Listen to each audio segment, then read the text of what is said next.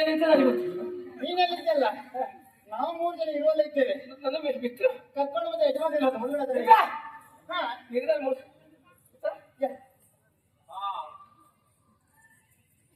ಇವರು ನಮ್ಮ ಗಂಟು ಜಾಟ ಮಾಡುದ. ಒಳ್ಳೆ ಪರಿಸರ ಬೇಕು, ನೆಮ್ಮದಿ ಸಿಕ್ಕಿತು.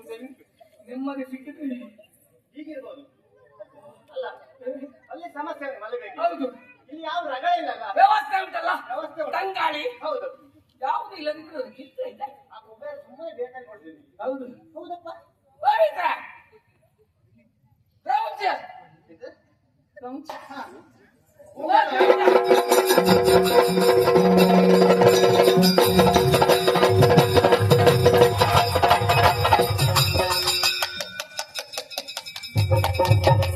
ಆಗಲೇ ಮುಗಿದಿದ್ದೇನೆ.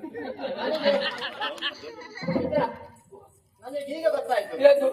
ಭೂಲೋಕದಲ್ಲಿ ಪರಿವರ್ತನೆ ಹೇಗಲ್ಲ ಇರ್ತದೆ ಎಂಬುದಾಗಿ. ಹೌದು, ಮೇಲಿನ ಕೆಳಗೆ ಬರುವಾಗ ಸರಿ ಇದ್ದೆವು, ಹೌದೌದು. ಈಗ ತಲೆ ಸರಿಲ್ಲ. ಅಲ್ಲ, ಮೇಲಿನ ಕೆಳಗೆ ಬರುವ ತಾಳಕ್ಕೆ ಇತ್ತು, ಈಗ ತಾಳ ಬಿಟ್ಟು ಎಂತದ್ದು ಒಳ್ಳೆದುಂಟು. ಯಾರು ನಂಬರು ನಿನ್ನದಲ್ಲ. ಯಾವುದು ಹೌದು, ನಿನಗೆ ನಿನ್ನ ನಿದ್ರೆ ಒಳ್ಳೆದ. ನಿದ್ರೆ ಅಲ್ಲ, ಎಂತದು ಸ್ವಲ್ಪ ಸ್ವಾರಸ್ಯ ಉಂಟಾ? ನಾನು ಅವಾಗ ಹೊಗಳೋದಕ್ಕೆ ಮುಂದಾಗಲಿಲ್ಲ. ಯಾಕೆ ಗೊತ್ತಾ? ಎಂತದು ಇದೊಂದು ಪರಿಸರವ? ಎಂತದು? ನಾನು ಲವ ಹೇಳಿದ್ದು ಅವನಿಗೆ ತಲೆ ಸರಿ ಉಂಟು ಅಂತ ಕೇಳಿದೆ. ಈ ಪರಿಸರ ಒಳ್ಳೆದಿಲ್ವಾ? ಪರಿಸರ ಇವತ್ತು ನಾಳೆ ಗಟ್ಟಿಲ್ಲ. ಅಲ್ಲ, ನಿಮಗೆ ಲಾಭ ಆಗ್ಬೋದು, ಗೊತ್ತಾಯ್ತಾ? ನನಗೆ ಲಾಭ ಇಲ್ಲ, ನನಗೆ ನಷ್ಟವೇ, ಗೊತ್ತುಂಟಾ? ಮತ್ತೆ ಇಲ್ಲಿಗೆ ಬಂದು ಮತ್ತೆ ಯಾವ ರೀತಿ ನಿನಗೆ ತಲೆ ಸರಿ ಉಂಟು ಅಂತ ಕೇಳ್ತೇನೆ. ಅಲ್ಲಿ ಹೇಳಿಕೆ ಒಂದು ದಾರಿ ಸೂಚಿಸು, ಮನಸ್ಸಿಗೆ ನೆಮ್ಮದಿ ಇಲ್ಲ ಅಂತ. ಒಳ್ಳೆ ಪರಿಸರದ ದಾರಿ ಸೂಚಿಸಿದ್ರೆ ಇಲ್ಲಿಗೆ ತಲೆ ಸರಿ. ನನಗೆ ನೆಮ್ಮದಿ ಆಗಲಿಲ್ಲ. ನನಗೆ ನೆಮ್ಮದಿ ಆಗಬೇಕು ಅಂತ ಆದ್ರೆ ಒಂದೇ ಒಂದು ದೃಶ್ಯವನ್ನು ಕಾಣಬೇಕು ನನಗೆ. ಅದು ಯಾವುದು? ಸ್ವರ್ಗ ಲೋಕದಲ್ಲಿ ರಂಭಾದಿ ನಾರ್ಯರ ನರ್ತನ, ಅದನ್ನು ನೋಡಿದಂತಹ ನನಗೆ ನೀವೊಂದು ಕುಣಿ ಆದ್ರೂ ಅಡ್ಡಿ ಇಲ್ಲ, ತೊಂದರೆ ಇಲ್ಲ. ನೀವು ಸ್ವಲ್ಪ ತಯಾರಾಗಿದ್ದೀರಿ. ಗುರುಗಳು ನೀವೇ ಅಲ್ವಾ? ನಿಮ್ಮನ್ನು ಯಾಕೆ ಇಷ್ಟು ತಯಾರು ಮಾಡಿದ್ದು ಗೊತ್ತಾ? ಒಂದಲ್ಲ ಒಂದು ದಿವಸ ನಿಮಗೊಂದು ಉನ್ನತವಾದಂತಹ ಸ್ಥಾನ ಸಿಗಬೇಕು. ರಂಭಾದಿ ನಾರಿಯರ ಸಮ್ಮುಖದಲ್ಲಿ ಕುಣಿಯುವಂತಹ ಸಾಮರ್ಥ್ಯವನ್ನು ನೀವು ಹೊಂದಬೇಕೆನ್ನುವಂತಹ ಕಾರಣಕ್ಕಾಗಿ ನಿಮ್ಮನ್ನು ಇಷ್ಟು ಕುಣಿಸಿದ್ದು. ಈಗ ನಮಗೆ ಸ್ಥಾನ ಕೊಡಬಹುದಾ? ನಾನು ಕೊಡುದು ಹೇಗೆ? ನಾನು ಯಜಮಾನನ. ನಿಮ್ಮ ಇಬ್ಬರ ಮಟ್ಟಿಗೆ ನಾನಂತೂ ಸೂಚನೆ ಸಂತೋಷ ಆಗಿದೆ. ನಾವು ಸೂಚನೆ ಕೊಡಬಹುದು, ಮತ್ತೆ ಅವನು ಪರಿಗ್ರಹಿಸುವುದು ಅವಲ್ವಾ? ನಿಮ್ಮದು ಇನ್ನು ಸ್ವಲ್ಪ ಸಮಯ ಕಳೆದ ಮೇಲೆ ಉಂಟಲ್ಲ, ಇಂಥದ್ದು ಸಿಗುದಿಲ್ಲ. ಇಂಥದ್ದು ಸಿಕ್ಕುದಿಲ್ಲ. ನಾವು ಹಾಗೆ ಅಂತ ಅಲ್ಲ, ನೀವು ಅಡ್ಡಿ ಇಲ್ಲ, ಬರ್ಲಿಕ್ಕಿಲ್ಲ. ಈಗ ನಿಮಗೆ ಅವಕಾಶ ಸಿಕ್ಕದವೆನ್ನುವುದನ್ನು ನಾನು ಇಷ್ಟು ಮಾಡಿದ್ರೆ ಯಾಕಂತ ಗೊತ್ತಾಗ್ಲಿಲ್ಲ. ಇಲ್ಲ ಅಂದ್ರೆ ಕೈ ಬಿಡು. ನರ್ತನ ಕಾರ್ಯಕ್ರಮ ಎಲ್ಲಿ? ದೇವೇಂದ್ರನ ಸಭೆಯಲ್ಲಿ ಅವ ಒಪ್ಪಿಗೆ ಕೊಡ್ಬೇಕಲ್ಲ. ಅದಕ್ಕೆ ಇಲ್ಲಿ ಪರಿಸರ ಒಳ್ಳೆ ಇಲ್ವಾ? ಇಲ್ಲಿ ಒಳ್ಳೇದಿಲ್ಲ ನನಗೆ. ಅದೇ ಅಲ್ಲಿ ನರ್ತನ ಮಾಡುದು ನೋಡ್ಬೇಕು. ಸೂಚನೆ ಕೊಡುವಾಗ್ಲೇ ಅದು ಬೇಡ, ನಾವು ದೇವಲೋಕಕ್ಕೆ ಹೋಗೋದು ಹೇಳ್ತಿದ್ರೆ ಇಷ್ಟು ಸಮಯ ಹಾಳಾಗ್ಲಿಕ್ಕಿತ್ತ, ಅಲ್ಲಿ ಬೇಗ ಮುಕ್ತಾಗ್ತಿತ್ತು. ಅಲ್ಲಿಂದ ಇಲ್ಲಿ ಒಳ್ಳೇದುಂಟು ಅಂತ ನಾನು ಭಾವಿಸಿದ್ದು. ಹೋದ ಮೇಲೆ ನೆನಪಾಗೋದು. ಕಾರ್ಯಕ್ರಮ ಸಂಯೋಜಕರು ಯಾರು? ದೇವೇಂದ್ರ. ನಮಗೆ ನಿರ್ದೇಶಕರು ಯಾರು? ನಾನು. ಹೋಗೋಣ.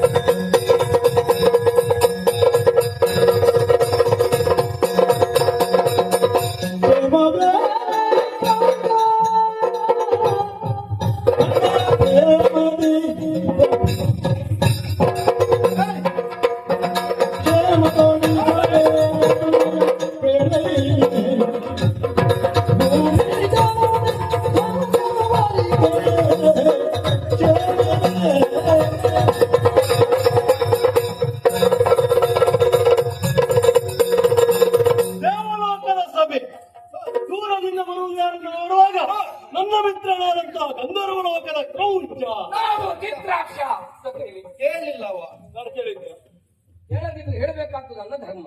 ಗೊತ್ತಿಲ್ವಾ? ನೀನ್ಯಾರನ್ನು ಗೊತ್ತಿಲ್ವ? ಅವರ ಜೊತೆಲೇ ಇರುವುದು. ಹೌದು. ಹಾಗಾಗಿ ಎಂದಿನಂತೆ ಇಂದು ಕೂಡ ಸ್ವರ್ಗಲೋಕದಲ್ಲಿ ನಡೀಬೇಕಾದಂತಹ ಸಭೆಯು ಎಲ್ಲವೂ ಮುಗಿದಿತ್ತು. ಆಯುವುದೊಂದೇ ನಾಟ್ಯ ವೈಭವ. ಅದು ಉಳಿದಿಲ್ಲ. ಅದೊಂದು ಈಗ ರಂಭಾದಿ ನಾರ್ಯರ ನರ್ತನ ಮುಗೀತಲ್ವಾ? ಅಂಬಾದಿನಾರ್ಯರ ನರ್ತನ ಎಂಬುದು ಮೂರು ಲೋಕದಲ್ಲಿ ಪ್ರಚಾರ. ನಮ್ಮ ಊರ್ವಶಿ ಮೇಳಕ್ಕೆ ನಾಟ್ಯವನ್ನು ಮೀರಿಸಿದಂತಹ ನಾಟ್ಯಗಾರ್ತಿಯರು ಈ ಪ್ರಪಂಚದಲ್ಲಿ ಯಾರೂ ಇಲ್ಲ. ಅದೇ ತಿಳಿದದ್ದು ತಪ್ಪು, ಗೊತ್ತಾಯ್ತಾ? ನೀವು ತಿಳ್ಕೊಂಡದ್ದು ತಪ್ಪು. ನಮ್ಮಲ್ಲಿ ಅದ್ಭುತ ಪ್ರತಿಭೆಗಳಿದ್ದಾರೆ, ಗೊತ್ತುಂಟಾ? ನಮ್ಮದು ತಪ್ಪಾದೆ, ನಮ್ಮದೇ ಪರಬ್ರಹ್ಮ, ನಮ್ಮದೇ ದೊಡ್ಡದು. ಇಲ್ಲಿದ್ದದ್ದು ಬೇರೆ ಎಲ್ಲಿ ಇಲ್ಲ ಅಂತ. ಅದು ಬಾವಿಯೊಳಗೆ ಈಗ ಕಪ್ಪೆ ಹಾಗೆ ಹೊರಗೆ ಹೋಗಿ ನೋಡ್ಬೇಕೆಂತ. ದೇವೇಂದ್ರ, ಇಂತಿಂತ ಅದ್ಭುತ ಪ್ರತಿಭೆಗಳಿದ್ದಾರೆ, ಅವಕಾಶಕ್ಕಾಗಿ ಕಾಯ್ತಾ ಇದ್ದಾರೆ, ಗೊತ್ತುಂಟಾ? ಅವಕಾಶ ವಂಚಿತರಾಗ್ತಾ ಇದ್ದಾರೆ.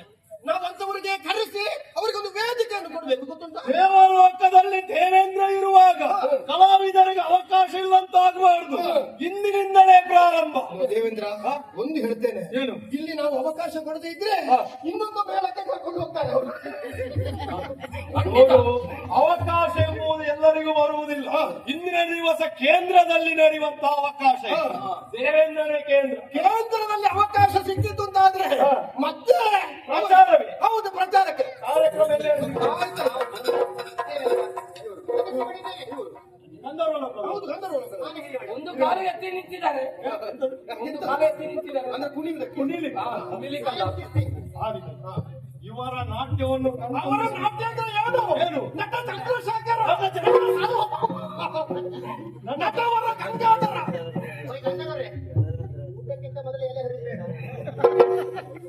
ಊಟಕ್ಕಿಂತ ಹೆಚ್ಚು ಉಪ್ಪಿನಕಾಯಿ ಬಳಸಿದಾಗ ಆದಿತ್ತು. ನಾಟ್ಯವನ್ನು ನೋಡ್ಬೇಕು. ಆದಿತ್ತು. ಪ್ರಾರಂಭ ಪ್ರಾರಂಭ.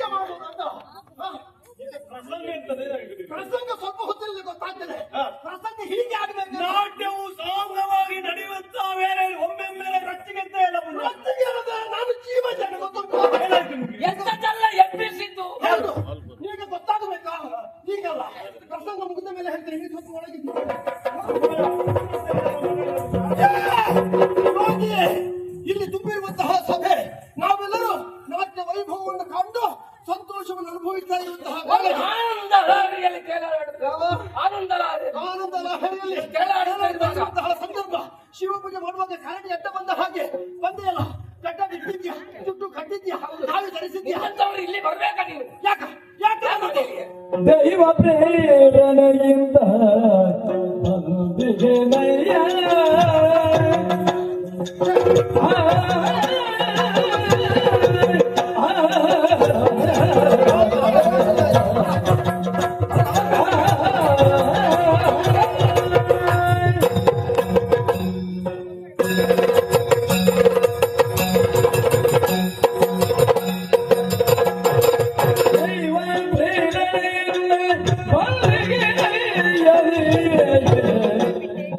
ದೇವಗಳು ಯಾರು ದೇವಗಳು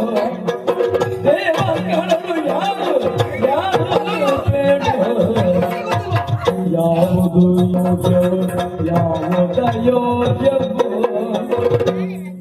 ಯಾವುದು ಯೋಗ್ಯ ಯಾವುದು ಯೋಗ್ಯವೋ ಈ ಬೇರೆಗೆಲ್ಲದ ನರಿಬೇ ದೇವ ಪ್ರೇರಣೆಯಿಂದ ಬಂದಿಗೆ ನಯ್ಯ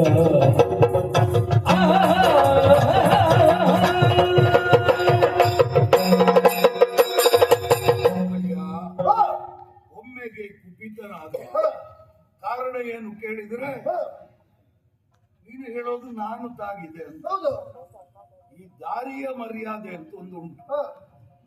ಯಾರೇ ಆಗಲಿ ಅವರ ದಾರಿಯಲ್ಲಿ ಅವರು ಹೋಗುವಾಗ ವಿರುದ್ಧ ದಿಕ್ಕಿನಿಂದ ಬರುವವರು ಅವರನ್ನ ಹಾದು ಹೋಗುವುದಲ್ಲ, ಅವರೂ ಕೂಡ ತಮ್ಮ ದಾರಿಯಲ್ಲಿ ಮುಂದೆ ಸಾಗಬೇಕು.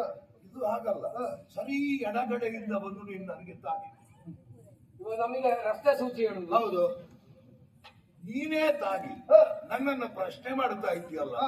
ಇದು ದೇವಲೋಕ. ನಮ್ಮಂತಹ ಯೋಗಿಗಳಿಗೆ ಇಲ್ಲಿಗೆ ಮುಕ್ತ ಪ್ರವೇಶ ಇದೆ. ಇಂತಹ ಸ್ಥಳಕ್ಕೆ ಬರುವಾಗ ಯಾಕೆ ಬಂದೆ, ಏನು ಬಂದೆ, ಇದೆಲ್ಲ ಪ್ರಶ್ನೆ ನೀನು ಮಾಡಬಾರ್ದು. ನೀನು ಕಳೆದ ವರ್ಷ ಬಂದಿದ್ದೆ ಇಲ್ಲಿಗೆ. ಯಾವಾಗ್ಲೂ ಬರ್ತೆ. ನಾನಿಲ್ಲಿಗೆ ಬರುವುದಕ್ಕೆ ಆರಂಭಿಸಿ ಕಾಲ ಎಂಟಾಯ್ತು. ನಿನ್ನಿಂದ ಮೊದಲೇ ಬರ್ತಾ ಇದ್ದವ. ನೀವೆಲ್ಲ ಮೊನ್ನೆ ಹುಟ್ಟಿಕೊಂಡವು. ನಿನ್ನನ್ನು ನೋಡಿದ್ರೆ ದೇವತೆಗಳ ಸಾಲಿನಲ್ಲಿ ಒಬ್ಬ ಅಂತ ಅನಿಸೋದು. ಹಾಗಾದ್ರೆ ಯೋಗ್ಯ ಅಯೋಗ್ಯದ ಬಗ್ಗೆ ಮಾತಾಡ್ತಾ ಇದ್ದಿ. ಯಾವುದು ಯೋಗ್ಯ ಯಾವುದು ಯೋಗ್ಯವಲ್ಲ ಹೇಳಿದವನಿಗೆ ಅದನ್ನು ಹೇಳುವುದಕ್ಕೆ ಗೊತ್ತಬೇಕಲ್ಲ. ಇಲ್ಲಿ ನಾನೆಲ್ಲಿ ತಪ್ಪು ಮಾಡಿದೆ ಅಂತ ನನಗೆ ತಾಗಿದ್ದೆ ಯಾಕೆ ಅಂತ. ಅದೇ ನಾನು ತಾಗಿದ್ದಲ್ಲ, ನೀನೇ ತಾಗಿದ್ದ. ಹಾಗಾಗಿ ಇಲ್ಲಿ ಸಿಟ್ಟು ಮಾಡಬಾರದು. ನಿನ್ನ ದಾರಿಯನ್ನು ಸರಿ ಮಾಡಿಕೊಂಡು ಮುಂದೆ ಹೋಗಾಯ್ತಾ.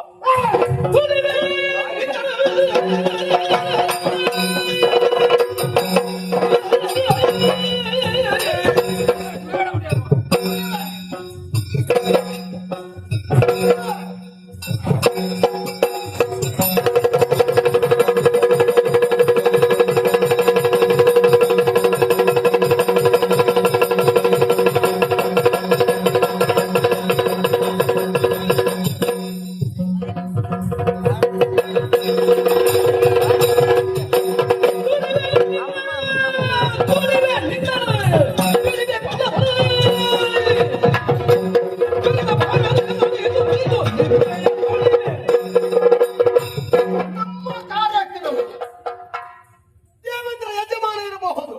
ವಾಮದೇವ ಯಾವತ್ತೂ ಬರುವವ. ಇವತ್ತು ಬಂದದ್ರಲ್ಲಿ ತಪ್ಪಿಲ್ಲ. ಈಗ ಈ ಕಾರ್ಯಕ್ರಮ ಸಂಯೋಜನೆ ಮಾಡಿದ್ದಾರೆ ಗೊತ್ತುಂಟಾ?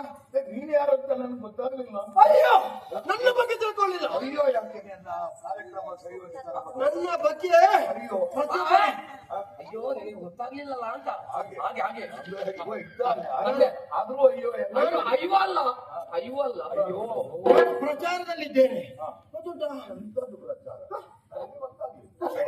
ಯಾರಂತಲೇ ಗೊತ್ತಾಗ್ಲಿಲ್ಲ. ನಿನಗೆ ಈ ಲೋಕದಲ್ಲಿ ಇಲ್ವಾ ಅಂತ. ಅಲ್ಲ ನಿನಗೆ ವಿಳಾಸ ಇಲ್ವೋ ಅಂತ. ಗಂಧರ್ವರಲ್ಲಿ ಕ್ರೌಂಚ ನಾಮಕ, ನಿನ್ನದು ಹೇಳ್ಬೇಡ ನನ್ನದು ಮಾತ್ರ. ಕ್ರೌಂಚ ನಾಮಕ ಇಲ್ಲಿ ಒಂದು ನಾಟ್ಯ ಪ್ರದರ್ಶನ ಆಗಬೇಕು ಎನ್ನುವಂತಹ ಕಾರಣಕ್ಕಾಗಿ ಕಾರ್ಯಕ್ರಮವನ್ನು ಹಮ್ಮಿಕೊಂಡಿದ್ದೆವು. ಅದೆಲ್ಲ ಹಾಳಾಗಿ ಹೋಯಿತು. ಏಯ್ ಮರ್ಯಾದೆಯಿಂದ ತೊಲಗು ಮತ್ತೆ ಇನ್ನೊಂದು ಪ್ರಸಂಗ ಮಾಡ್ತೇವೆ ನಾನು, ಗೊತ್ತಾಯ್ತಾ? ನೀನು ಹೋಗದೆ ನಮಗೆ ಪ್ರಸಂಗ ಮುಂದುವರಿಸುವುದಕ್ಕಾಗುದಿಲ್ಲ. ನಾನು ಹೋಗುದಿಲ್ಲ. ಭಾಗ ಹೋಗುದಿಲ್ಲ. ಭಾಗ ಹೋಗುದಿಲ್ಲ. ಹೋಗದೆ ಇನ್ನು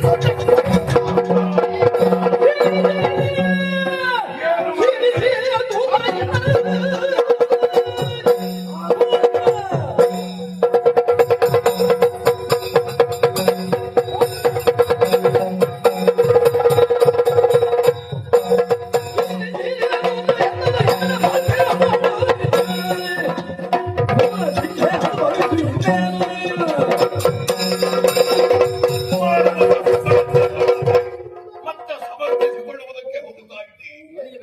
ನೀನು ನನ್ನನ್ನ ಒದೆಯುವುದಕ್ಕೆ ಕಾಲೆತ್ತಿ ಮುಂದೆ ಬರುತ್ತಾ ಇದ್ದಿ. ನಿನಗೆ ಎಲ್ಲಿ ಹೇಗಿರಬೇಕು, ಎಲ್ಲಿ ಹೋಗಬೇಕು, ಎಲ್ಲಿ ಬರಬೇಕು ಎಂಬ ಪ್ರಜ್ಞೆ ಇಲ್ಲ. ನನ್ನ ಗುರುಗಳು ಹೇಳಿದ್ದಾರೆ ಹೇಗಿರ್ಬೇಕು ಅಂತ. ಕಟ್ಟಡದ ಹಾಗೆ ಅಡಿಗೆ ಮನೆ ಅಂತಿಲ್ಲ, ಪೂಜಾ ಮಂದಿರ ಅಂತಿಲ್ಲ.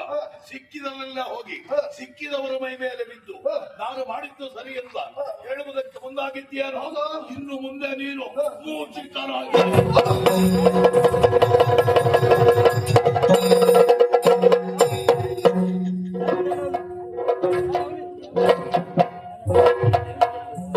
ಭೂಲೋಕದಲ್ಲಿ ಒಂದು ಭಾಷೆ ಉಂಟು, ಹಾಸಿಗೆ ಇದ್ದಷ್ಟೇ ಕಾಲು ಚಾಚಬೇಕು ಎಂಬುದಾಗಿ. ಮಿತಿ ಮೀರಿದರೆ ಏನಾಗ್ತದ ಇವನ್ನ ನೋಡಿ ಕಲ್ತ್ಕೊಳ್ಬೇಕು. ನಮ್ಮನ್ನು ಕರ್ಕೊಂಡು ಬರುವುದು ಇಷ್ಟಿಷ್ಟು ಮುದ್ದ ಮಾತಾಡಿದ ಅಲ್ಲಿ ನಾನೇ ಯೋಗ್ಯತವಂತ, ನಾನು ಹಾಗೆ ಹೀಗೆ ನನ್ನದೇ ನಿರ್ದೇಶನ. ಇನ್ನು ನಿರ್ದೇಶನ ಎಲ್ಲ ಗೌಜಿ ಬಿತ್ತಲ್ಲ ಈಗ. ಅಧಿಕ ಪ್ರಸಂಗಿ ನೋಡಿದ್ಯಾ, ಈ ಗಂಧರ್ವ ಜಾತ್ರೆ ಹಣೆ ಬರವೇ ಹಾಗೆ. ಕುಹು ಗಂಧರ್ವಕ್ಕೆ ಒಂದು ಶಾಪ ಸಿಕ್ಕಿತು, ವಿಶ್ವಾಸು ಗಂಧರ್ವನಿಗೆ ಶಾಪ ಸಿಕ್ಕಿತು, ಈಗ ಇವನಿಗೂ ಶಾಪ ಸಿಕ್ಕಿತು. ಈಗೆಲ್ಲ ಶಾಪ ತೆಗೆಯುವುದೇ ಅಂತ ಅಂತ ಕೆಲಸ ಮಾಡುವ. ಇವನ್ ಜೊತೆಗಿದ್ರೆ ನಮ್ ಜೀವನ ಎಲ್ಲ ಹಾಳಾಗಿ ಹೋಗ್ತದೆ. ಹಾಗಾಗಿ ಇವನನ್ನ ಬಿಟ್ಟು ನಾವೆಲ್ಲಿಗೆ ಹೋಗ್ಬೇಕು, ಅಲ್ಲಿಗೆ ಹೋಗೋಣ.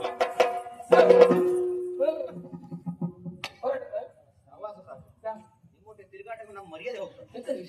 ಅವ್ರ ಕರ್ಮ ಅವ್ರು ಶಾಪ ತಗೊಂಡಲ್ಲ. ನಾವು ಕೊಬ್ಬರಿನಲ್ಲಿ ಹೋಗುದಿಲ್ಲ. ನಾನೆಲ್ಲಿ ಹೋಗುದು? ನೀನು ಅವನು ಸ್ನೇಹಿತರು. ನಮ್ಮ ಮಾನ ಮರ್ಯಾದೆ ಎಲ್ಲ ತೆಗೆದು ಬಿಟ್ಟವ. ಪುಣ್ಯಾತ್ಮ ಆಪ್ತ ಮಿತ್ರ ಅಂತ ಹೇಳ್ತಕ್ಕೆ ಎಲ್ಲೆಲ್ಲಿಗ ಕರ್ಕೊಂಡು ಹೋಗುದು, ಸರಿಯಾಗಿ ದುಡಿಸುದು, ಸರಿಯಾಗಿ ಸಂಬಳ ಕೊಡ್ಲಿಕ್ಕೆ ದುಡಿಸುವುದೇ ಆಯ್ತು. ನೋಡ, ಈಗಲೇ ಆಗಿದೆ ಬರ್ಬೇಕು ಅಂತ. ನಿನ್ನ ನಿರ್ದೇಶಕ ಅವನು, ಅವನಿಗೆ ಮೋಸ ಮಾಡಬೇಡ. ನಿರ್ದೇಶಕ ಎಂತ ನಿರ್ದೇಶಕ? ಮೊದಲ ಅವನದ್ದು ಸರಿ ಮಾಡ್ಲಿ, ಮತ್ತೆ ನನಗೆ ಹೇಳಿಕೊಡ್ಲಿಕ್ಕೆ ಬರ್ಲಿ. ನೀನು ಅವನ ಪಕ್ಷ ಅಲ್ವಾ? ನಾನೀಗ ಪಕ್ಷಾಂತರ ಕೈಗೊಂಡಿದ್ದೇನೆ. ಅಂದ್ರೆ ನಾನು ನಿಮ್ಮ ಜೊತೆಯಲ್ಲಿ ಇನ್ನು ಇವರ ಜೊತೆಯಲ್ಲಿ ಇದ್ರೆ ನಮ್ಮದು ಎಷ್ಟಾದ್ರೂ ಇಷ್ಟೇ, ನಾವು ಮೇಲೆ ಬರಲಿಕ್ಕೆ ಇಲ್ಲ. ಇಲ್ಲೇ ಕೊಳಿತಾ ಇರ್ಬೋದು ಇವರ ಜೊತೆಯಲ್ಲಿ.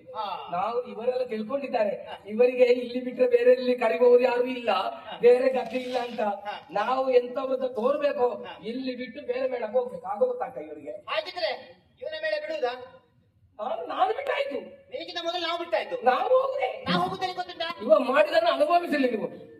ಇವನಿಗೆ ಸರಿಯಾದ ಶಾಸ್ತಿ ಆಗಬೇಕು. ನಮಸ್ಕಾರ, ಬರ್ತೇವೆ ಆಯ್ತಾ? ಬರ್ತೇವೆ. ಸಾವಾಸ ಸಾಕೋರಿ. ಹೋಗಿ ಹೋಗಿ ಆ ಋಷಿಗಳಿಗೆ ತುಳಿಲಿಕ್ಕೆ ಮಗ ಮಾಡಿದ್ಯಲ್ಲ, ಅವರ ಯೋಗ್ಯತೆ ಎಂತಾದ್ರೂ ಸ್ವಲ್ಪ ಅರ್ಥ ಮಾಡಿಕೊಂಡು ನೀನು ಬರ್ತಿಲ್ವಾ? ಬಿಟ್ಟವುದಾ ಹೋಗ್ತೇವೆ. ಸ್ವಲ್ಪ ಸನ್ಮಾನ ಮಾಡುವ ಅಂತ. ನಮಸ್ಕಾರ. ಸಾವಾಸ ಸಾಕು. ನೀನು ಒಬ್ಬನೇ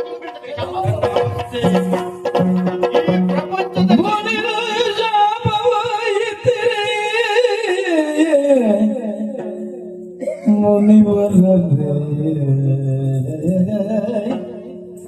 ಎನ್ನೋಡೆನಿತು ಗೋಪವ ತಾಳುತ್ತಲೇ ಶಪಿಸಿದಿರಿ ಮುನಿವರ ತೊರೆಯುತ್ತ ಶಾಂತರಾಗದ ಮುನಿಗುಣ ಕೊಂದು ಪಾಯವನೇಗ ಕರುಣಿಸಿರಿ ಮುನಿದು ಶಾಪ ಭಜಿಸಿರೆ ಮುನಿವರದೇ ಸ್ವಾಮಿ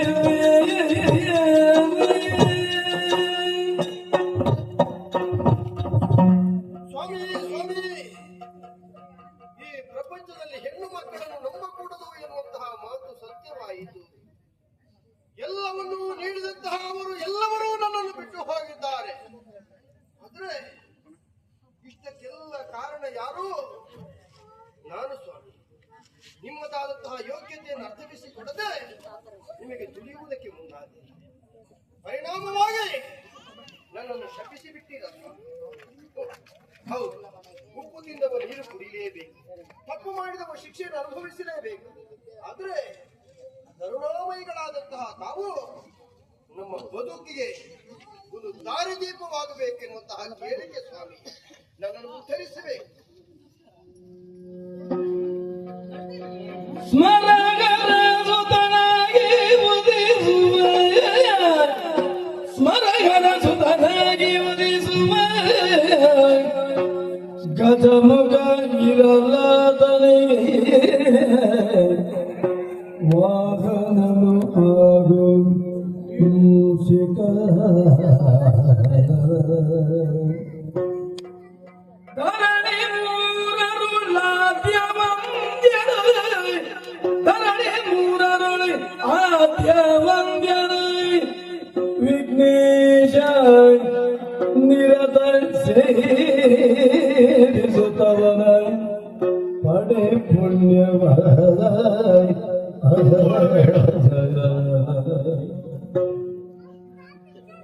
ಗಜಮುಖ ಗಿರಲಾದನಿಗೆ ವಾಹನನು ಆಗು ಮೂಷಿಕ.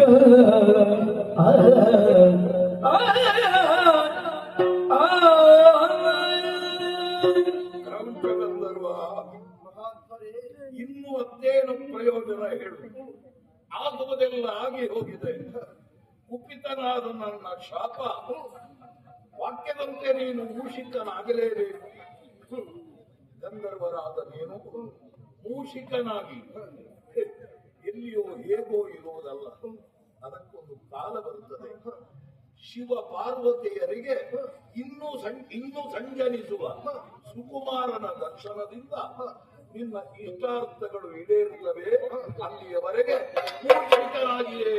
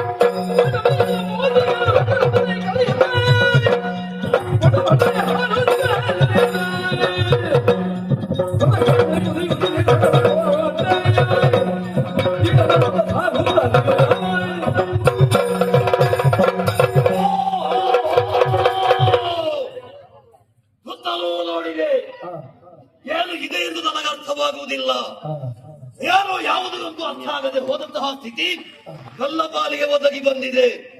ಆಮೇಲೆ ಬೇರೆ ನೋಡಿದರೆ ಆಗ ಆಗೊಂದು ಹಾರಾಡ್ತಾ ಇರ್ತದೆ. ಅದು ಹಕ್ಕಿಗಳಂತೆ. ಆಮೇಲೆ ಇಲ್ಲಿ ಕೆಲವು ಪ್ರಾಣಿಗಳು ಓಡಾಡುವುದು. ನಾನು ಸ್ವಲ್ಪ ಪ್ರಾಣಿಯ ಹಾಗೆ ಇದ್ದೇನೆ. ನನ್ನ ಮುಖ ನೋಡಿದಿರಾ?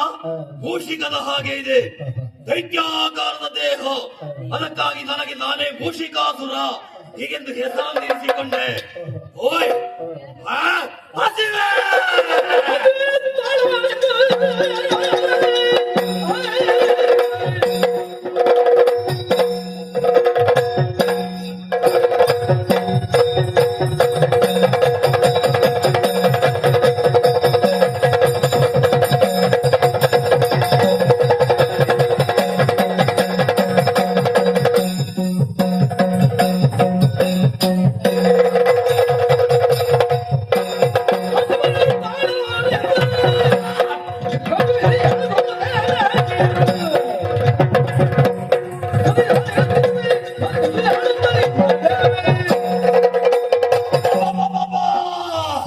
ಅಡೆಯಲಾರದ ಹಸಿವೆ, ಇದನ್ನು ಸಿಗಿಸಿಕೊಳ್ಳುವ ಬಗೆಯಂತೂ ಏನು ತಿನ್ನುವುದಕ್ಕೆ ಸಿಗುವುದಿಲ್ಲ.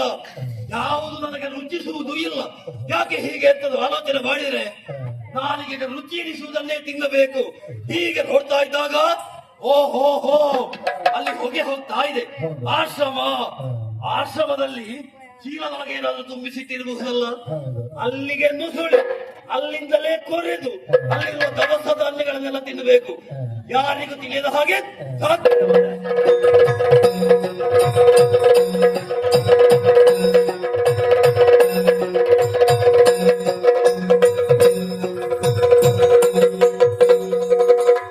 ಬರುವವರೆಲ್ಲ ಬಂದಿದ್ದೀರಲ್ವಾ? ನಾವೆಲ್ಲರೂ ಕೂಡ ಪರಾಶರ ಮುನಿಗಳ ಶಿಷ್ಯರಿದ್ದೇವೆ. ಈಗಾಗಲೇ ಗುರುಗಳು ಹೇಳಿ ಕಳಿಸಿದ್ದಾರೆ, ಲೋಕ ಕಲ್ಯಾಣವಾರ್ಥ ವರ್ಷಾಕರ್ಷಣ ಯಾಗವನ್ನೇ ಆಗಬೇಕು ಎಂಬುದಾಗಿ. ಯಾಗವನ್ನು ಮಾಡುವುದು ಯಾಕೆ? ಯಾಗದ ಹವಿಸನ್ನು ಉಂಡಂತಹ ದೇವಾನು ದೇವತೆಗಳು ಇಲ್ಲಿಗೆ ಮಳೆಯನ್ನು ಸುರಿಸ್ತಾರೆ. ಮಳೆಯಿಂದ ಬೆಳೆಯಾಗ್ತದೆ, ಬೆಳೆಯಿಂದ ಜನರ ಜೀವನ ಎಂಬುದು ಸುಖಕರವಾಗಿ ನಡೆಯುತ್ತದೆ. ಹಾಗಾಗಿ ತಡ ಮಾಡುವುದು ಬೇಡ, ಯಾಗವನ್ನು ಆರಂಭಿಸೋಣ ಅಂತೆ.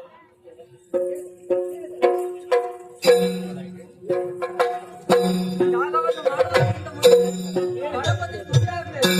ಹಾಗಾಗಿ ಎಲ್ಲರೂ ಕೂಡ ಗಣಪತಿ ಸ್ತುತಿಯನ್ನು ಮಾಡೋಣ. ಗಜಾನನಂ ಭೂತಗಣಾಧಿಸೇವಿತಂ ಐಂದ್ರಂ ಬಲಸಾರಭಕ್ಷಂ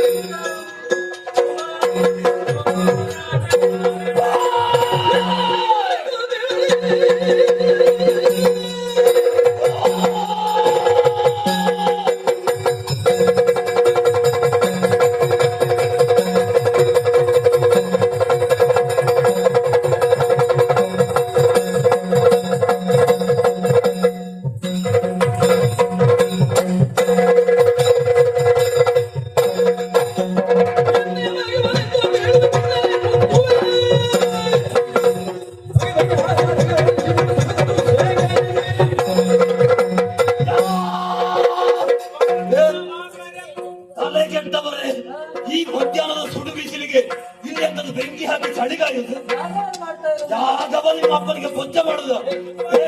ಒಳ್ಳೆ ಒಳ್ಳೆ ವಸ್ತುವನ್ನು ಅದಕ್ಕೆ ಹಾಕ್ತಾ ಇದ್ದೀರಲ್ಲ, ನನಗೆ ತಿನ್ನುವುದಕ್ಕೆ ಕೊಡಿ. ಎನ್ನುವುದಕ್ಕೆ ಏನಿಲ್ಲ ಇಲ್ಲಿ. ಅದನ್ನು ಕೊಡಿ ಸಾಕು ನನಗೆ. ಇದನ್ನು ಕೊಡ್ಲಿಕ್ಕೆ ಆಗುವುದಿಲ್ಲ. ಯಾಕೆ ಯಾಗವನ್ನು ಮಾಡುವುದಕ್ಕಾಗಿ ಸಮರ್ಪಿಸುತ್ತಾ ಇರುವುದನ್ನು ಆಗುದಿಲ್ಲ? ಕೊಡದಿದ್ರೆ ನಾನು ಬಿಡುವುದಿಲ್ಲ.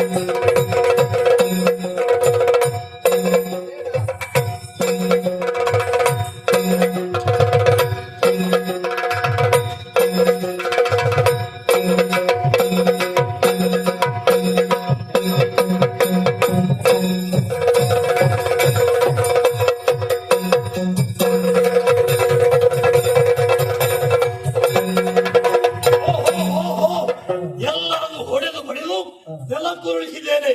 ಇನ್ನು ಯಾವರ ತೊಂದರೆಯೂ ಇಲ್ಲ. ತನಗೆ ಎಷ್ಟು ಬೇಕೋ ಅಷ್ಟನ್ನು ತಿಂದು ತೆಗ್ತಾ ಇದ್ದೇನೆ. ಮುನಿಪ ಪರಾಶರ ಮುನಿಪ ಪರಾಶರ ಸರಿಕಗೆ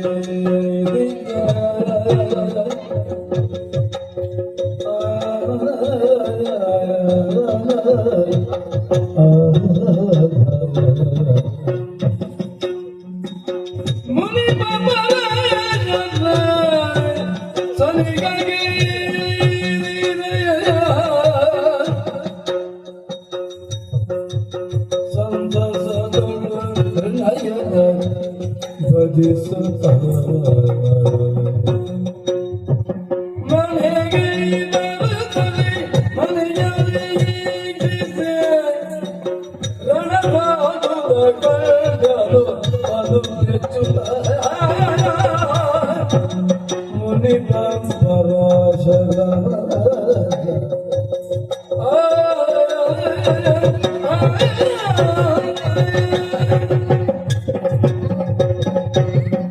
ಲೋಕ ಕಲ್ಯಾಣಕ್ಕಾಗಿ ಯಜ್ಞಯಾಗಾದಿಗಳನ್ನು ಮಾಡುತ್ತಾ ಜೀವನವನ್ನು ಸಾಗಿಸುವಂತಹ ಪರಾಶರ ಮುನಿ ನಾನು.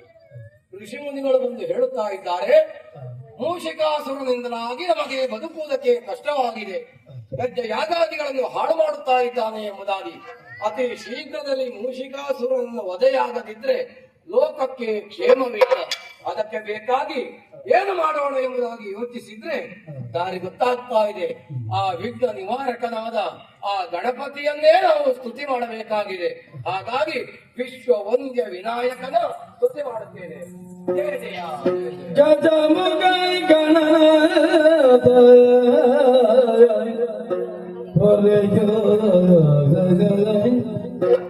ತ್ರಿಜಗ ಪಂಡಿತ ದುರುಳ ಮೂಷಿಕನು ಪಟಳವನ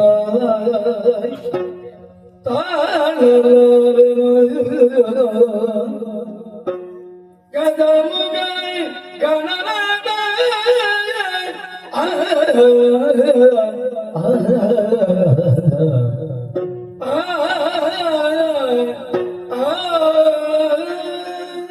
ಜಯ ಜಯ ಜಯ. ಓ ವಿಶ್ವ ವಂದ್ಯ ವಿನಾಯಕನೇ, ಗಣನಾಥನೇ, ನಮ್ಮ ಕಷ್ಟವನ್ನು ಪರಿಹರಿಸುವುದಕ್ಕಾಗಿ ಒಲಿದು ಬಾ. ದುರುಳನಾದಂತ ಮೂಷಿಕನಿಂದಲಾಗಿ ನಮಗೆಲ್ಲರಿಗೂ ಬಾಧೆಯಾಗಿದೆ. ಜಯ ಜಯ ಜಯ ಜಯ.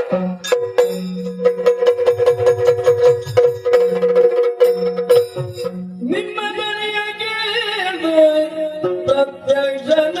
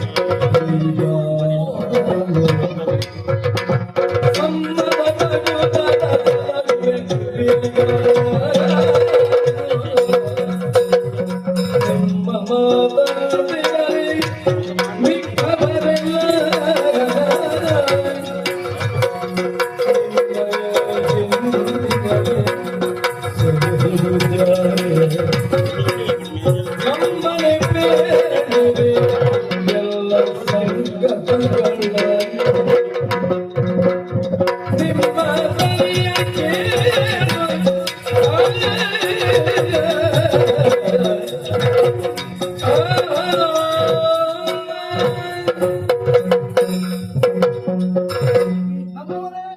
ಗಣನಾಥ, ಲೋಕ ಕಲ್ಯಾಣಕ್ಕೆ ಬೇಕಾಗಿ ತಪಸ್ಸಾಚರಿಸುವುದು, ಜೊತೆಯಲ್ಲಿ ಲೋಕ ಕಲ್ಯಾಣಕ್ಕೆ ಬೇಕಾಗಿ ಅಗವನ್ನು ಮಾಡುವಂತಹ ಋಷಿಮುನಿಗಳು ನೀವು. ನಿಜ ಸ್ವಾಮಿ. ಯಾವತ್ತೂ ಕೂಡ ನೀವು ಸಂತೋಷದಲ್ಲಿರಬೇಕು.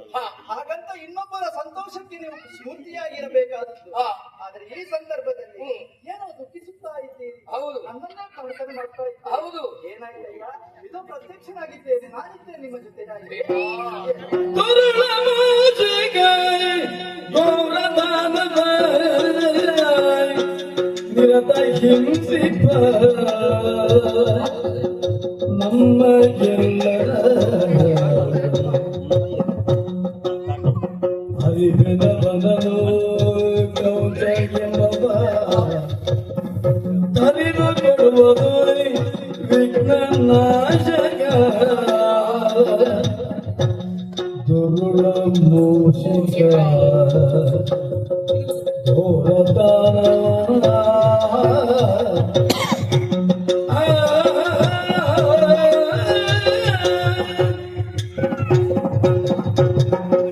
ಓ ವಿಘ್ನನಾಶಕರೇ, ಲೋಕ ಕಲ್ಯಾಣಕ್ಕಾಗಿ ಸಜ್ಜನರ ಏಳಿಗೆಗಾಗಿ ಯಾಗವನ್ನು ಮಾಡುತ್ತಿರುವುದು ತಾವು. ಹೌದು, ಆದ್ರೆ ನಮ್ಮ ಕರ್ತವ್ಯಕ್ಕೆ ವಿಘ್ನವನ್ನುಂಟು ಮಾಡ್ತಾ ಇದ್ದಾನೆ ದುರುಳನಾದಂತಹ ಮೂಷಿಕಾಸುರ. ಹೌದೇ, ಸಜ್ಜನರನ್ನು ಬದುಕ ಬಿಡುವುದಿಲ್ಲ, ಯಜ್ಞ ಯಾಗಾದಿಗಳನ್ನು ಹಾಳು ಮಾಡುತ್ತಾ ಇದ್ದಾನೆ. ನಾವಾದರೂ ಜೀವನವನ್ನು ಸಾಗಿಸುವುದೆಂದು ದೇವ. ಹಾಗಾಗಿ ಕರ ಜೋಡಿಸಿ ಬೇಡಿಕೊಳ್ಳುತ್ತಾ ಇದ್ದೇನೆ, ವಿಘ್ನನಾಶಕ ನೀನು ಆ ವಿಘ್ನವನ್ನೆಲ್ಲ ದೂರ ಮಾಡಬೇಕಾದ್ರೆ ದುರುಳ ಮೂಷಿಕನ ವಧೆಯಾಗಬೇಕಾಗಿದೆ.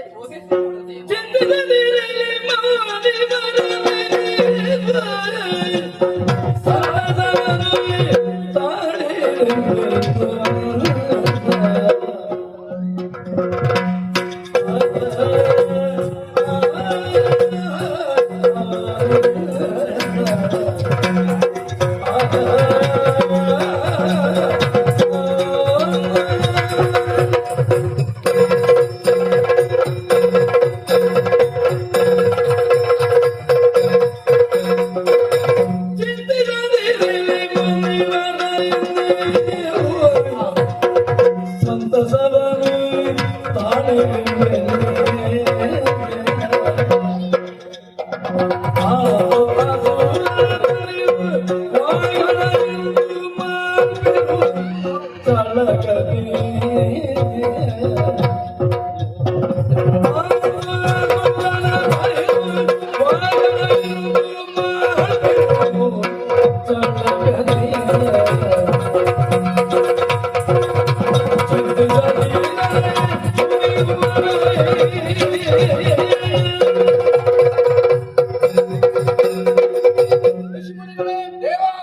ಒಬ್ಬ ವ್ಯಕ್ತಿಗೆ ನೆಲೆ ಇಲ್ಲ ಎನ್ನುವಂತ ಉದ್ದೇಶದಿಂದ ಈ ರೀತಿಯಾದಂತಹ ವರ್ತನೆಯನ್ನು ಮಾಡ್ತಾ ಇದ್ದಾನಂತಾದ್ರೆ ಅವನಿಗೆ ಶಿಕ್ಷೆಯನ್ನು ಕೊಡಬೇಕಾದದ್ದು ನಮ್ಮ ಕರ್ತವ್ಯ. ಹೌದು ದೇವ. ಹಾಗೆ ನಿಮಗೆ ಬಂದಂತ ಕಷ್ಟವನ್ನು ದೂರ ಮಾಡಬೇಕಾದದ್ದು ಕೂಡ ನನ್ನ ಕಷ್ಟ.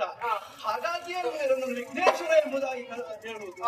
ಹಾಗಾಗಿ ಇನ್ನು ಮುಂದೆ ಯಾವುದೇ ರೀತಿಯಂತ ಭೀತಿ ನಿಮಗೆ ಬೇಡ, ಅಭಯವನ್ನು ಇಟ್ಟಿದ್ದೇನೆ. ನಿಮ್ಮ ಯಾಗಕ್ಕೆ ನೀವು ಮುಂದುವರಿಯಿರಿ.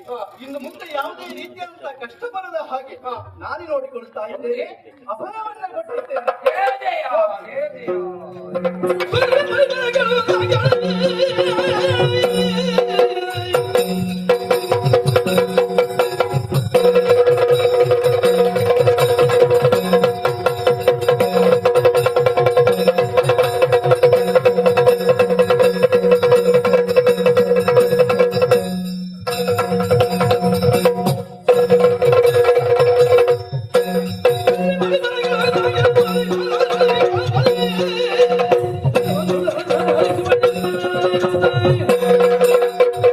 ನಮ್ಮವರಿಗೆ ಬಂದಂತ ಕಷ್ಟವನ್ನು ದೂರ ಮಾಡಬೇಕಾದದ್ದು ನನ್ನ ಕರ್ತವ್ಯ. ಹಾಗಾಗಿ ಅವರು ಮಾಡುವಂತ ಯಾಗಕ್ಕೆ ಯಾವುದೇ ರೀತಿಯಾದಂತ ತೊಂದರೆ ಆಗಬಾರದು. ಆ ಉದ್ದೇಶವನ್ನು ಇಟ್ಟುಕೊಂಡಂತ ನಾನು ಆ ಮೂಷಿಕೆಯಲ್ಲಿದ್ದಾನೆ ಅವನನ್ನು ಹುಡುಕುತ್ತಾ ಆತನಿಗೆ ಶಿಕ್ಷೆಯನ್ನು ಕೊಡುವುದಕ್ಕೆ ಮುಂದೆ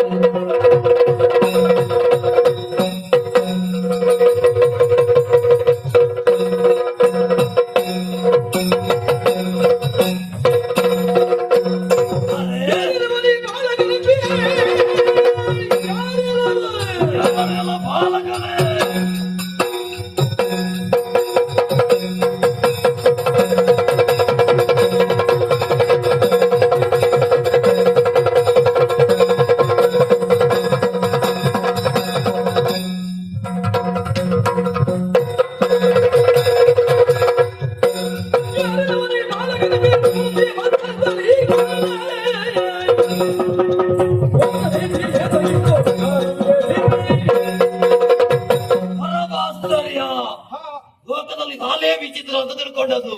ಯಾಕೆ ನನಗಿರುವ ಮುಖ ಮೂಷಿಕನದ್ದು, ನನ್ನ ಎದುರಿಗೆ ಬಂದದ್ದು ನಾನು ಒಬ್ಬ ಆನೆಗೆ ಬಂತು ಅಂತ ತಿಳ್ಕೊಂಡೆ. ಹೌದೇ? ಮುಖ ಆನೆಯದ್ದು, ದೇಹ ಮನುಷ್ಯನದ್ದು, ಅದರಲ್ಲಿಯೂ ವಿಶೇಷ ಆಕೃತಿಯಲ್ಲಿ ಗಿಡ್ಡ, ಹೊಟ್ಟೆ ಸ್ವಲ್ಪ ದೊಡ್ಡ, ಹೀಗೆಲ್ಲ ಇರುವ ಪುಟ್ಟ ಬಾಲಕ. ನೀನು ಕೂಡ ನನ್ನ ಜೊತೆಯಾಗಿದ್ದರೆ ಒಳ್ಳೆದಿತ್ತು ಅಂತ. ಅಲ್ವಾ? ಇರಲಿ, ಆದ್ರೆ ದ್ವೇಷಿಸುತ್ತ ಮೂಷಿಕಾಸುರ ನನ್ನ ಹೆಸರೆತ್ತಿ ಕರೆಯುತ್ತಾ ಕ್ರೋಧದಿಂದ ಬಂದ ಕಾರಣ ವಿರೋಧ ಅಂತ ಆಗ್ತಾಯಿತು. ನನ್ನಲ್ಲಿ ನಿನಗೆ ವಿರೋಧ ಏನು? ನೀನು ಯಾರು? ಎಲ್ಲಿಯವನು? ಇಲ್ಲಿಗೆ ಬರುವುದಕ್ಕೆ ಕಾರಣ ಏನು? ತಿಳಿಸ.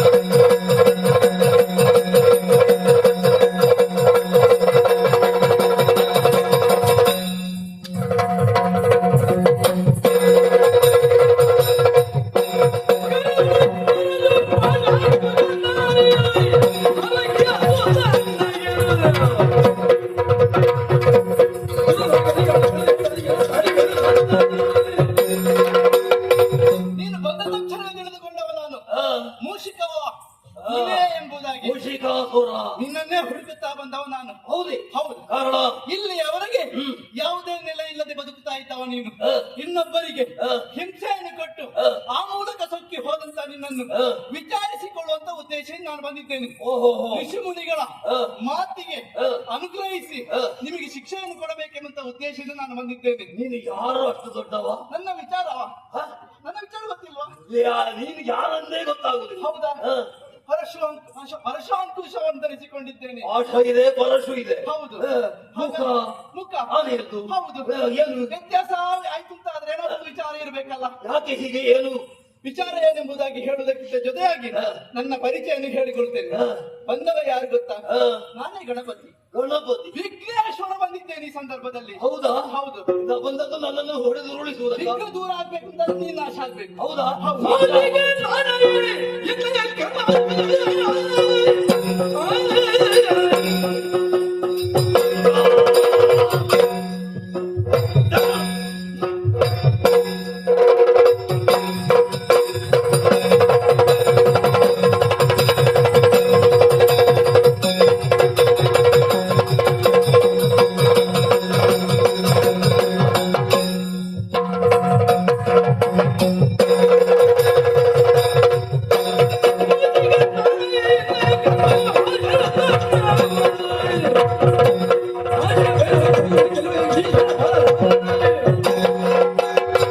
ನೀನು ಗಣಪತಿ, ಒಳ್ಳೆಯದೇ ಇರಲಿ. ಈವರೆಗೆ ನನ್ನ ವಿಚಾರವಾಗಿ ನೀನು ತಿಳ್ಕೊಂಡದ್ದು ಕಡಿಮೆ ಅಂತ ಆಗ್ತದೆ. ಯಾಕೆ? ನನ್ನನ್ನು ಮಾಡಿಸುವುದಕ್ಕೆ, ಹೊಡೆದುರುಳಿಸುವುದಕ್ಕೆ ಬಂದವರು ನೀನು. ಹೌದು. ಅದು ಇಲ್ಲಿಂದ ಸಾಧ್ಯವಾ? ಮೂಷಿಕಾಸುರ ಎಂದರೆ ಏನು? ಏನು? ಅತುಲ ವಿಕ್ರಮಿ. ಓಹೋ. ಈವರೆಗೆ ಯಾರಾದರೂ ನನ್ನನ್ನು ಎದುರಿಸಿ ಗೆದ್ದದುಂಟ? ಇಲ್ಲ. ನನ್ನನ್ನು ನೋಡುವಾಗಲೇ ಹೆದರಿ ಓಡುವವರು ಇರುವುದು. ಅಂತದಲ್ಲಿ ಪುಟ್ಟ ಹುಡುಗ ನೀನು, ನಿನ್ನಿಂದ ಏನು ಆಗ್ಲಿಕ್ಕಿಲ್ಲ. ನೀನಾಗಿ ಹೋದ್ರೆ ನಿನಗೆ ಒಳ್ಳೆಯದು, ಇಲ್ಲದಿದ್ರೆ ನಿನ್ನ ಶಿರಚ್ಛೇದನ.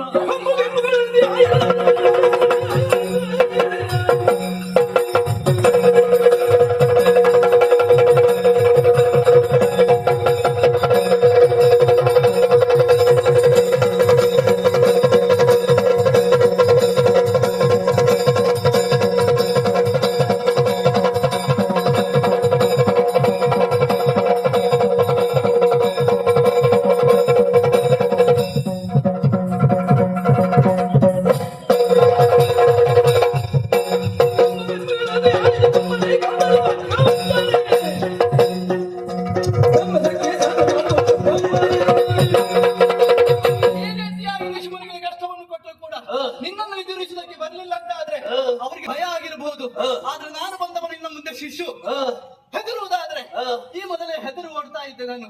ಹಾಗೆ ಕಾಣ್ತಾ ಉಂಟಾ? ನಾನು ಮಾಡಬೇಕಾದಂತ ಕಾರ್ಯವನ್ನು ಮಾಡಿ ಮತ್ತೆ ಹೋಗುವುದಕ್ಕೆ ಸಿದ್ಧ. ನೀನಿನ್ನು ಹೋಗುವುದಕ್ಕೆ ಉಂಟಾ? ನಾನು ಹೋಗ್ತೇನೆ. ನನ್ನ ಕೈಗೆ ಸಿಕ್ಕಿದ್ರೆ ನಿನ್ನದು ಇವತ್ತಿಗೆ ಮುಗಿಯಿತು. 2 ಪೆಟ್ಟದಿಂದ ಸರಿಯಾಗಿ ನೋಡೋಣವಾ? ನೋಡು.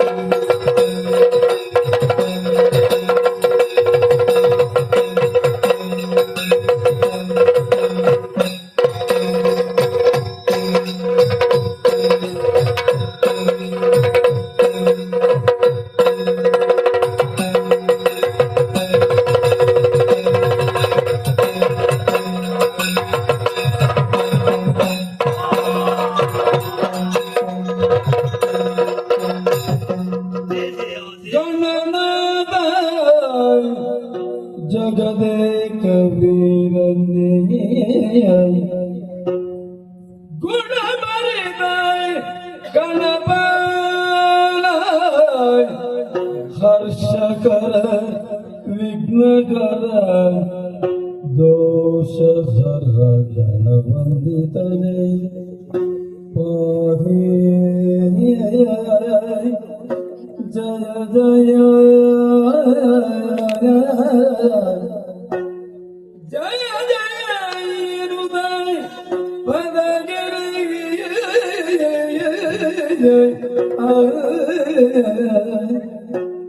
ಜಯ ಜಯ ತೋ ಜಯ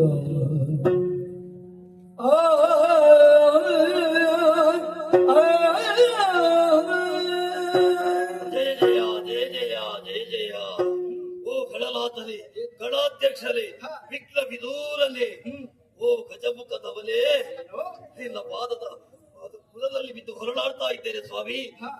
ನನ್ನ ಎಲ್ಲ ಅಪರಾಧಗಳನ್ನು ನೀನು ಹೊತ್ತಿಗೆ ಬಂಧಿಸಬೇಕು. ನೀನು ಯಾರು ನಿನ್ನ ಯೋಗ್ಯತೆಯನ್ನು ಅರಿಯದೆ ನಿನ್ನೊಡನೆ ಹೋರಾಡುವುದಕ್ಕೆ ಮುಂದಾದೆ. ಆದರೆ ನನ್ನ ತಲೆಗಡರಿದ ಮತವನ್ನು ನೀನು ಇಳಿಸಿದಾಗಲೇ ಸುಚಾರ ದೃಷ್ಟಿಯಿಂದ ನೀನು ಯಾರು ಎಂಬುದನ್ನು ತಿಳಿಯುವುದಕ್ಕೆ ನನಗೆ ಸಾಧ್ಯವಾಯಿತು ಸ್ವಾಮಿ. ಹಾಗಾಗಿ ಇದು ಕೈ ಮುಗಿದು ನಿನ್ನ ಪಾದದಲ್ಲಿ ಬೇಡುತ್ತಾ ಇರುವಂತಹ ನನ್ನನ್ನು ಉತ್ತರಿಸಬೇಕು ಎಂಬ ಹಾಗೆ ನನ್ನ ಪ್ರಾರ್ಥನೆ ಸ್ವಾಮಿ. ಮರುಗರಿರು ದೈತೇಶ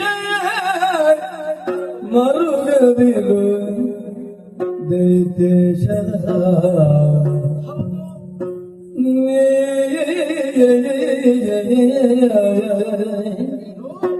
ಗಂಧರ್ವನಗೆ ಗಂಧರ್ವ ಕೌಂತನಗೆ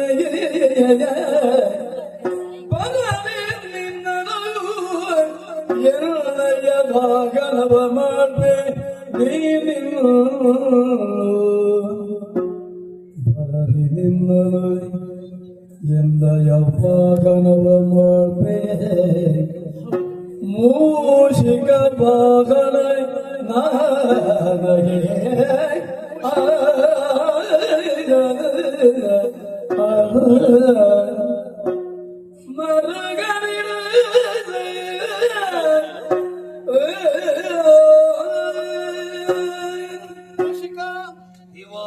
ಚಿಂತಿಸುತ್ತಾ ಇದ್ದೀಯಾ? ಈ ಸಂದರ್ಭದಲ್ಲಿ ನೀನು ಯಾರೆಂಬುದಾಗಿ ನಾನು ಕೂಡ ಅರ್ಥ ಮಾಡಿಕೊಂಡವ. ಹೌದು, ಗಂಧರ್ವ ಲೋಕದವ ತಾನೆ ನೀನು.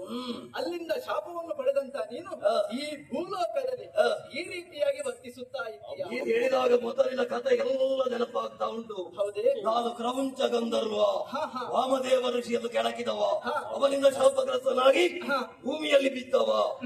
ಇದುವರೆಗೆ ಯಾವುದು ತಿಳಿಯದೆ ಅಂಧಕಾರದಲ್ಲಿ ಹೊಡೆದಾಡುತ್ತಾ ಇದ್ದೆ. ಈಗ ನಿನ್ನಿಂದಲಾಗಿ ಸುಜ್ಞಾನವನ್ನು ಪಡೆದಾಗ ನಾನು ಗಂಧರ್ವ ಅಂತ ಅರ್ಥ ಆಯ್ತು. ನನ್ನ ತಪ್ಪನ್ನು ಮನ್ನಿಸ್ತೀರ ದೇವ್ರೆ? ತಪ್ಪು ಮಾಡುವಂತ ವ್ಯಕ್ತಿಗೆ ಶಿಕ್ಷೆಯನ್ನು ಕೊಡುವುದೇ ನಮ್ಮ ಉದ್ದೇಶ ಅಲ್ಲ. ತಪ್ಪು ದಾರಿಯಲ್ಲಿ ಯಾರು ಹೋಗ್ತಾನೋ ಅವರನ್ನು ಕರೆತರುವುದು, ಒಳ್ಳೆಯ ದಾರಿಗೆ ಕರೆತರುವುದು ನಮ್ಮ ಕರ್ತವ್ಯವಾಗಿರ್ತದೆ. ಹಾಗಾಗಿ ಋಷಿ ಮುನಿಗಳು ನನ್ನನ್ನು ಪೂಜಿಸಿದ ಕಾರಣ ನಿನಗೆ ಶಿಕ್ಷೆಯನ್ನು ಕೊಡಬೇಕೆಂಬ ಉದ್ದೇಶದಿಂದ ಬಂದವಲ್ಲ. ನಾನು ಈ ಮೊದಲೇ ಹೇಳಿದ್ದೇನೆ ಅಲ್ಲ, ನೀನು ನನ್ನನ್ನು ವರ್ಣಿಸುವಾಗ ನಿನಗೂ ನನಗೊಂದು ಜೊತೆಯಾಗಬೇಕೆಂಬಂತ ಉದ್ದೇಶ ನನಗೆ ಮೊದಲೇ ಇತ್ತು. ಹಾಗಾಗಿ ಇನ್ನು ಮುಂದೆ ಹಾಗಲ್ಲ. ನನಗೂ ಅದೇ ಆಶೆ ದೇವ್ರೆ. ಈಗ ನಿನ್ನಲ್ಲಿ ಮೋಕ್ಷವನ್ನು ಬೇಡಿದರೆ ಮರಳಿ ನನಗೆ ಗಂಧರ್ವ ಲೋಕವನ್ನು ಸೇರಬಹುದು. ಆ ಲೋಕ ಬೇಡ ಅಂತ ಆಗಿದೆ. ಇಲ್ಲೇ ಇರಬೇಕು ಅಂತಲೂ ಆಗ್ತಾ ಇದೆ. ಗಂಧರ್ವ ಲೋಕವನ್ನು ಸೇರಿಕೊಳ್ಳುವಂತ ಆಸೆ ನಿನಗಿಲ್ಲ? ಇಲ್ಲ, ಇಲ್ಲೇ ಇರಬೇಕೆಂಬಂತ ಆಸೆ ನಿಲ್ಲ. ಇಲ್ಲಿ ಮಾತ್ರ ಅಲ್ಲ, ನಿಮ್ಮ ಜೊತೆಯಾಗಿಯೇ ಇರಬೇಕು ಅಂತ ಒಂದು ಆಶೆ ಇದೆ. ಅದಕ್ಕೆ ಕಾರಣ ಏನು ಗೊತ್ತಾ ದೇವ್ರೆ? ಏನು? ಪರುಷವಣಿಗೆ ಕಬ್ಬಿಣದಾಗಿದೆ, ಅದು ಕೂಡ ಬಂಗಾರವಾಗ್ತದೆ. ಹೂವಿನ ಜೊತೆಯಲ್ಲಿ ದಾರಕ್ಕೂ ಬೆಲೆ ಬರ್ತದೆ, ಮೌಲ್ಯ ಬರ್ತದೆ. ಹಾಗಿದ್ರೆ ಮೊದಲ ಪೂಜಿತನಾದ ನಿನ್ನ ಜೊತೆಗೆ ನಾನಿದ್ರೆ ನಾನು ಲೋಕದಲ್ಲಿ ಮಾನ್ಯನೆನಿಸಿಕೊಳ್ತೇನೆ. ಏನಾದ್ರೂ ಒಂದು ದಾರಿ ತೋರಿಸ್ತೀಯಾ? ನೀನ್ ನನ್ನ ಜೊತೆಯಾಗಿರ್ಬೇಕೆಂಬಂತ ಆಸೆ ನಿನ್ನದ್ದು ಹೌದು ಅಂತಾದ್ರೆ ನಾನೊಂದು ದಾರಿ ಹೇಳ್ತೇನೆ. ಏನು ದೇವ್ರೆ? ನನ್ನನ್ನು ಪೂಜಿಸುವವರು ಅದೆಷ್ಟೋ ಮಂದಿ ಇರ್ತಾರೆ. ಹಾಗಂತ ಕಷ್ಟಕಾಲದಲ್ಲಿ ಅವರನ್ನು ರಕ್ಷಿಸಬೇಕಾದಂತ ಹೊಣೆಗಾರಿಕೆ ನನಗಿರುವ ಕಾರಣ ಆದಷ್ಟು ವೇಗವಾಗಿ ನಾನು ಆ ಸ್ಥಳವನ್ನು ಸೇರಿಕೊಳ್ಬೇಕಾಗ್ತದೆ. ಈ ರೀತಿಯಾಗಿ ಹೋದ್ರೆ ಅವರ ಕಾರ್ಯ ಎಲ್ಲ ಮುಗಿದು ಹೋಗಿರುವುದಿಲ್ಲ. ಅದಕ್ಕಾಗಿ ಇನ್ನು ಮುಂದೆ ನನಗೆ ವಾಹನವಾಗಿ ನೀನು ಬರಬೇಕು. ಹಾಗಾಗಿ ಮುಂದಕ್ಕೆ ಮೂಷಿಕ ವಾಹನ ಎಂಬುದಾಗಿ ನನ್ನನ್ನೆಲ್ಲ ಲೋಕದ ಜನರು ನನ್ನಿಂದಾಗಿ ನಿಮಗೊಂದು ಹೆಸರು ಬರ್ತದೆ, ಜೊತೆಯಲ್ಲಿ ನನಗೆಯೂ ಕೀರ್ತಿ ಬರ್ತದೆ. ದೇವ್ರೆ, ಒಳ್ಳೆಯದು. ಸಂಕಲ್ಪ ಮಾತ್ರದಿಂದ ಎಲ್ಲಿಗೆ ಬೇಕಿದ್ರೂ ಹೋಗುವುದಕ್ಕೆ ನಿನಗೆ ಸಾಧ್ಯ ಉಂಟು. ಆದರೂ ವಾಹನದಲ್ಲಿ ಏರಿಯೇ ಹೋಗುದು ನಿನಗೆ ಶೋಭೆ ಎಂದಾದರೆ ದೇವರೇ ಸೇವೆ ಯಾವಾಗ ಅಂತ ಕೇಳಲಿಕ್ಕಿಲ್ಲ. ಈಗಲೇ ನನ್ನ ಬೆನ್ನನ್ನೇರಿ ನಿಮ್ಮನ್ನು ಹೊತ್ತುಕೊಂಡು ಕೈಲಾಸಕ್ಕೆ ಹೋಗ್ತೇನೆ. ಆದಷ್ಟು